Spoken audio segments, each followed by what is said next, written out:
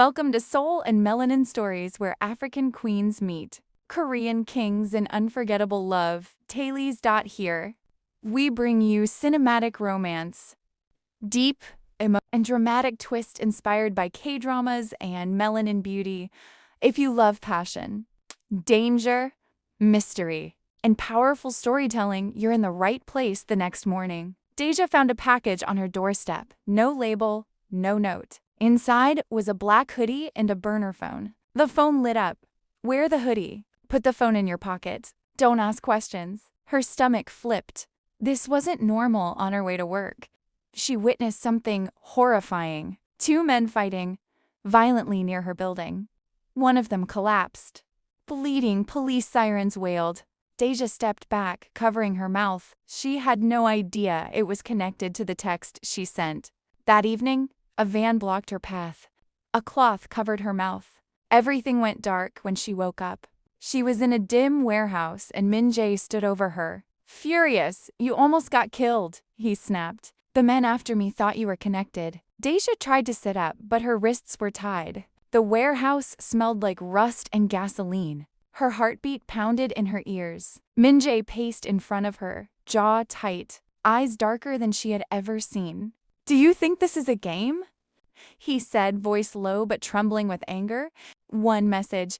One, and you put a target on your back? I didn't know." She fired back, her voice cracking. I thought it was harmless." "You said it was nothing." He slammed his hand against a metal table. "It stopped being nothing the moment you asked me who I really am." Her breath hitched. "So tell me, why are people dying near my building?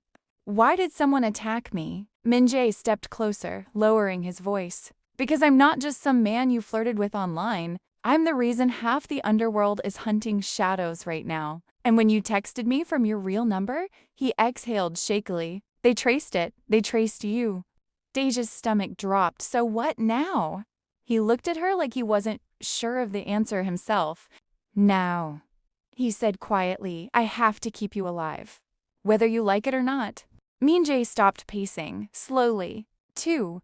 Slowly. His boots echoed on the concrete floor as he walked back to her, each step tightening the knot in her throat. "What happens to you now?" he repeated, voice low. "That depends on whether you listen." Deja's breath trembled. "I am listening. Just tell me." He crouched in front of her, his face only inches from hers. For the first time, she saw something other than anger in his eyes, fear, not for himself, for her. "If they think you matter to me," he whispered, "they will come for you harder."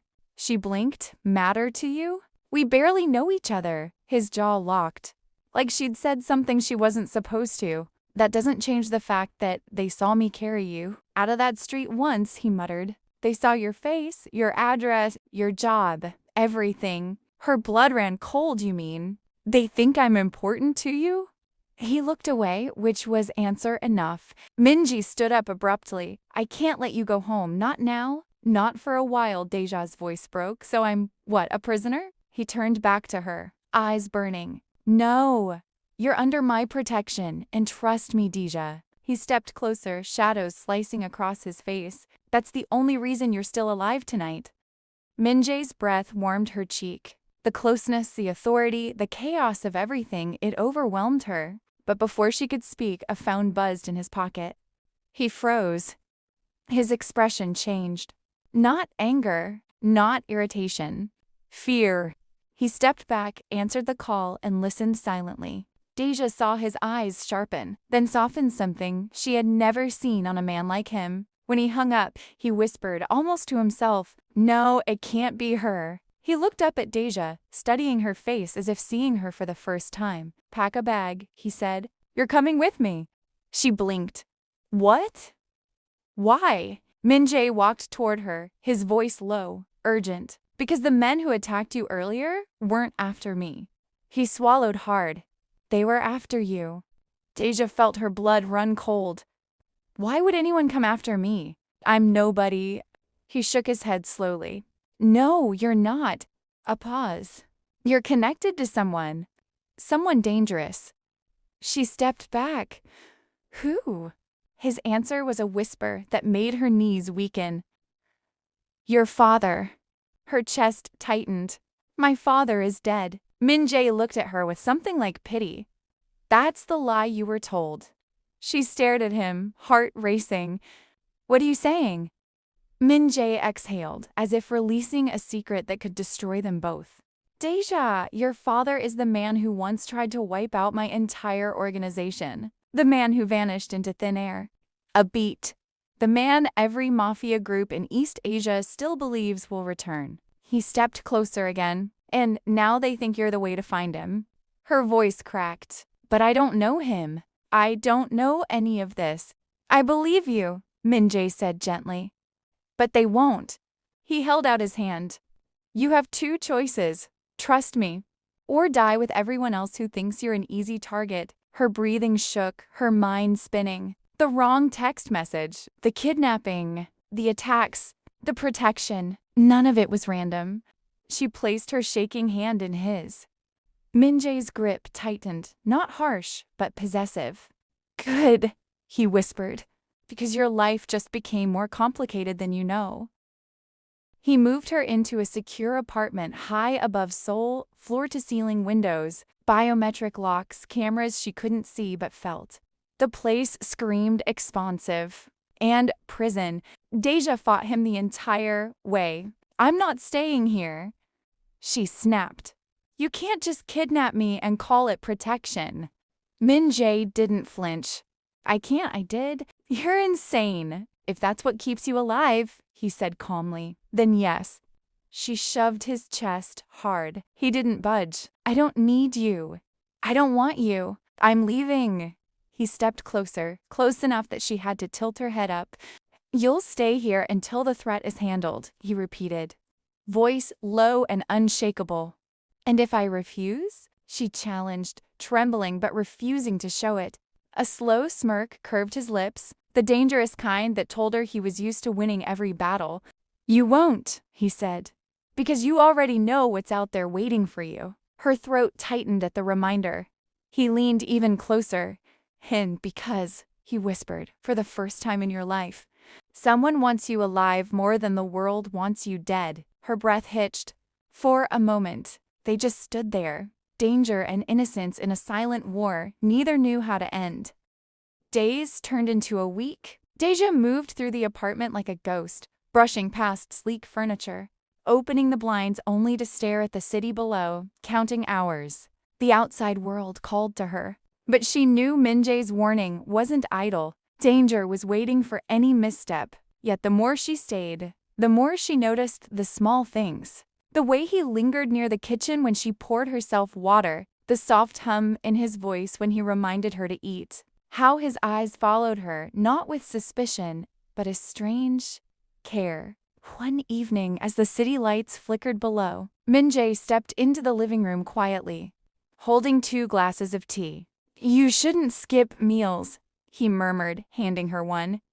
She accepted it hesitantly. Why are you like this, gentle? He didn't answer immediately. Instead, he leaned against the doorway, eyes tracing her movements. Because, he said finally, voice low, I can't stop thinking about you. Not your text. Not the danger. You. Deja's chest tightened, heat rushing through her. She looked down, trying to hide the way her fingers trembled around the glass. She started, but words failed her. He stepped closer until the distance between them felt unbearable. Don't fight it, he whispered. You already feel it and I won't pretend I don't. For the first time, Deja realized that the man who terrified her, controlled her and saved her life, had become the one person she couldn't ignore. Then, her phone buzzed, the burner phone Min-jae had given her. A single message appeared. We know where she is. Move now, or she dies. Min-jae's eyes darkened, the softness vanishing in an instant. He grabbed her hand, gripping it firmly. Stay close. This isn't over. Deja's heart raced, not just from fear, but because, in that moment, she knew nothing would ever be the same again. The blackout swallowed the penthouse in seconds, the hum of electricity dying, the city outside flickering into darkness. Deja's breath hitched.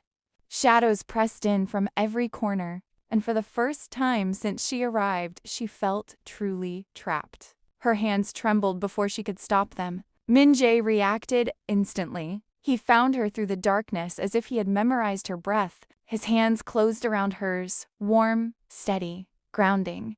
"It's just the lights," he whispered, voice low enough to touch her skin. "No threats, no danger, just a blackout." But the closeness, that was the real danger. Deja looked up, barely able to make out his features.